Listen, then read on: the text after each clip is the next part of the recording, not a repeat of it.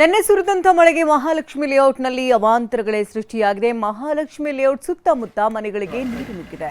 ರಾತ್ರಿ ಮನೆಗೆ ನೀರು ನುಗ್ಗಿದ್ರಿಂದಾಗಿ ಕಂಗಾಲಾಗಿಬಿಟ್ಟಿದ್ದಾರೆ ಅಲ್ಲಿನ ಲೇಔಟ್ ಜನರು. ಇನ್ನು ಮನೆಗಳು, ಕಾರುಗಳ ಮೇಲೆ ಮರ ಬಿದ್ದ ಜಖಮಾಗಿದೆ. ಮಳೆಯಿಂದ ಹಾನಿಯಾದಂಥ ಸ್ಥಳಕ್ಕೆ ಶಾಸಕ ಗೋಪಾಲಯ್ಯ ಕೂಡ ಭೇಟಿ ಕೊಟ್ಟು ಪರಿಶೀಲನೆ ನಡೆಸಿದ್ದಾರೆ. ಕೂಡಲೇ ಸಮಸ್ಯೆಯನ್ನು ಬಗೆಹರಿಸುವಂತೆ ಅಧಿಕಾರಿಗಳಿಗೆ ಸೂಚನೆಯನ್ನು ಕೊಟ್ಟಿದ್ದಾರೆ.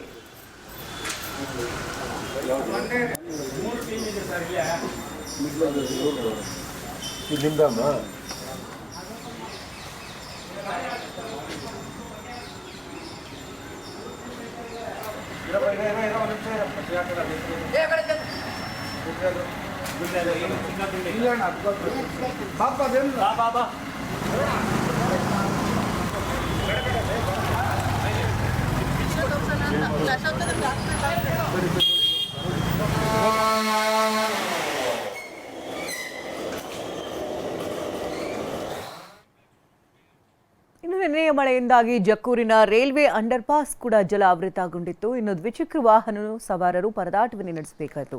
ಅಂಡರ್ ಪಾಸ್ ಮಧ್ಯೆ ಸಿಲುಕಿ ಪರದಾಡ್ತಾ ಇದ್ದಂಥ ಯುವತಿಯನ್ನ ಸ್ಥಳೀಯರು ರಕ್ಷಣೆಯನ್ನ ಮಾಡಿದ್ದಾರೆ. ಮೇಲ್ಸೇತುವೆ ಕಾಮಗಾರಿ ಪೂರ್ಣಗೊಳ್ಳದ ಹಿನ್ನೆಲೆಯಲ್ಲಿ ಪ್ರತಿ ಬಾರಿ ಮಳೆ ಬಂದಾಗಲೂ ಕೂಡ ಇದೇ ರೀತಿ ಸಮಸ್ಯೆ ಉಂಟಾಗ್ತಾ ಇದೆ ಅಂತ ಜನರು ಆಕ್ರೋಶವನ್ನು ವ್ಯಕ್ತಪಡಿಸ್ತಾ ಇದ್ದಾರೆ. ಇನ್ನು ಈ ಕುರಿತು ನಮ್ಮ ಪ್ರತಿನಿಧಿ ಶಿವರಾಜ್ ಕುಮಾರ್ ಪ್ರತ್ಯಕ್ಷ ವರದಿಯನ್ನು ಕೊಟ್ಟಿದ್ದಾರೆ, ನೋಡೋಣ. ಭಾರೀ ಮಳೆಯಿಂದಾಗಿ ಬೆಂಗಳೂರಿನಲ್ಲಿ ಸಾಕಷ್ಟು ಅವಾಂತರಗಳೇ ಸೃಷ್ಟಿಯಾಗಿವೆ. ಅದರಲ್ಲೂ ಯಲಹಂಕ ಭಾಗದ ಜಕ್ಕೂರು ಬಳಿ ರೈಲ್ವೆ ಅಂಡರ್ ಪಾಸ್ ಇದೆ.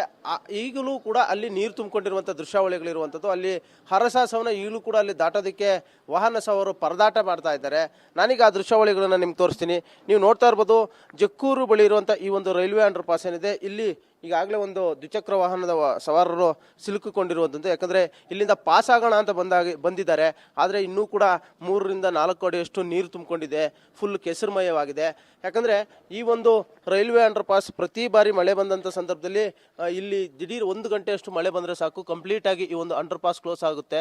ಯಾಕಂದರೆ ಜಕ್ಕೂರಿಂದ ಯಲಹಂಕ ಭಾಗದ ಕಡೆ ಹೋಗುವ ಜನರು ಇದನ್ನೇ ಬಳಸ್ತಾ ಇರ್ತಾರೆ. ಮೇಲ್ಸೇತುವೆಯನ್ನು ಮಾಡಬೇಕು ಅಂತ BBMP ಕಾಮಗಾರಿ ಸುಮಾರು ದಶಕದ ಹಿಂದೆ ಕೈಗೆತ್ತಿಕೊಂಡಿದ್ದು ಕೂಡ ಇನ್ನೂ ಕೂಡ ಕಂಪ್ಲೀಟ್ ಆಗಿಲ್ಲ.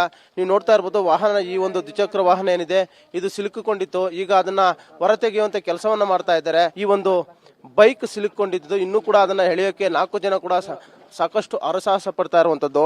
ಯಾವಾಗ ಈ ರೀತಿ ಆಗಿದ್ದು, ಯಾವಾಗ ಹೋಗ್ತಾ ಇದ್ರು? 10 ನಿಮಿಷ ಹಿಂದೆ ಆಗಿತ್ತು. ನೀರು ತುಂಬಿಕೊಂಡಿದ್ದು ಗೊತ್ತಿತ್ತು, ಹೋಗೋಣ, ನಂಗೆ ಟೈಮ್ ಆಗಿತ್ತು ಅಂತ ಹೋಗೋಣ ಅಂತ ಹೋದೆ, ಸಿಕ್ಕಾಕೊಂಡು ಸಡನ್ ಆಗಿ ಅಲ್ಲಿ ಸ್ಟ್ರಕ್ ಆಗ್ಬಿಡ್ತಾ?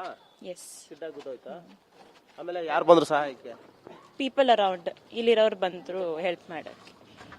ಸಪೋಸ್ ಅಲ್ಲಿ ಮಧ್ಯೆ ಸಿಗಾಕೊಂಡಿದ್ರೆ ಏನಾಗ್ತಿತ್ತು, ಯಾರು ಇಲ್ಲ ಅಂದಿದ್ರೆ?